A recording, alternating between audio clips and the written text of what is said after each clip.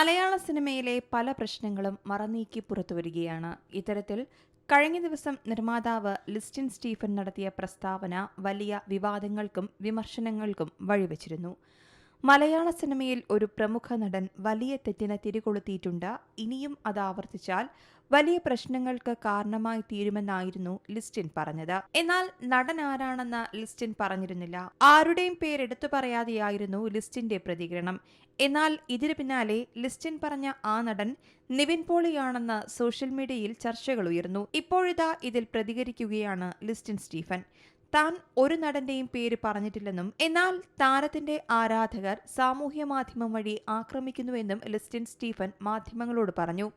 കഴിഞ്ഞ 15 വർഷത്തിനിടെ ഒരു താരത്തിനെക്കുറിച്ചോ ടെക്നീഷ്യനെക്കുറിച്ചോ ഞാനൊന്നും പറഞ്ഞിട്ടില്ല.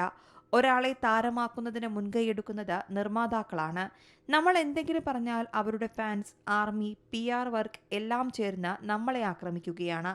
ഒരു താരത്തിനെതിരെയും പറയാൻ കഴിയാത്ത സാഹചര്യമാണുള്ളത്. എന്റെ പോസ്റ്റിനടിയിൽ ആരുടെയൊക്കെ ഫാൻസാണ് വന്ന് തെറി വിളിക്കുന്നതെന്ന് നോക്കൂ.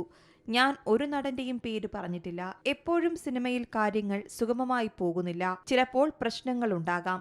എല്ലാ സിനിമയിലും എന്തെങ്കിലുമൊക്കെ പ്രശ്നങ്ങൾ നടക്കാറുണ്ട്. അതുകൊണ്ടാണ് അത് ചർച്ചയാകുന്നതും ജനങ്ങളിലേക്ക് എത്തുന്നതും. പക്ഷേ ഇത് വളരെയധികം വേദനിപ്പിച്ചുവെന്നും ലിസ്റ്റിൻ പറയുന്നു.